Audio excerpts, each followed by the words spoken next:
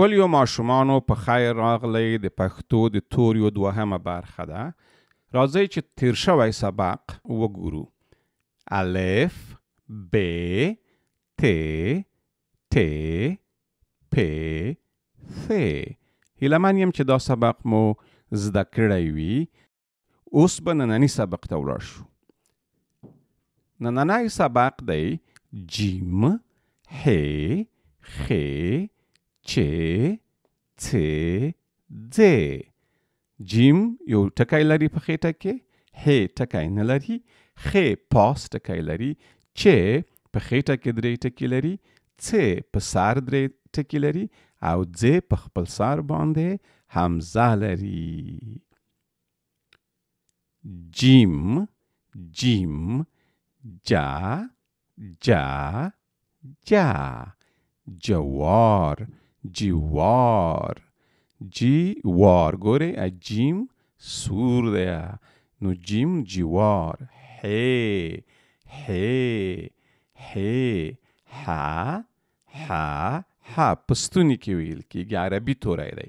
حال حال حال. ح عربي توری دی چې په پښتو کلمو کې نه کاریږي. خ خ خ خ خ خ.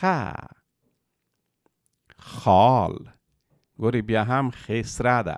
خال خال خال.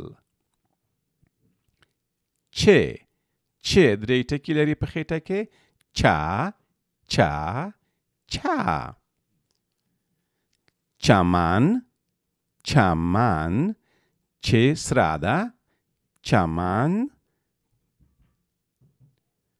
څ څ په سر باندې درې ټکي لري، څا څا څا.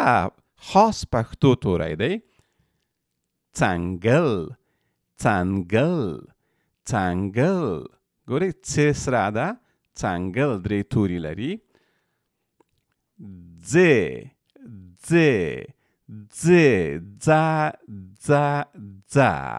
ځ هم یو پښتو توری دی. ځلا ځلا ځلا.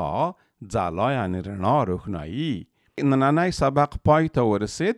اوس به د کورني کار په باره کې وغږیږو. دا شپږ توري پنځه پنځه ځله تکرار کړئ چې ښه مو زده شي. راتلونکی سبق مرور کړئ، ویې ګورئ چې په بله ورځ دپاره مو زده وي. دال ډال ر ړ ز ژ غ. اوس یې تاسو وایئ دا ډا را ړا زا ژا غا غا. خوږو ماشومانو، زموږ نننی سبق په همدې ځای پای ته ورسید. تر بل سبق پورې مو په خدای سپارم. کوښښ وکوئ چې ښه سبق زده کړئ. پښتو ډیره خوږه ژبه ده. مننه.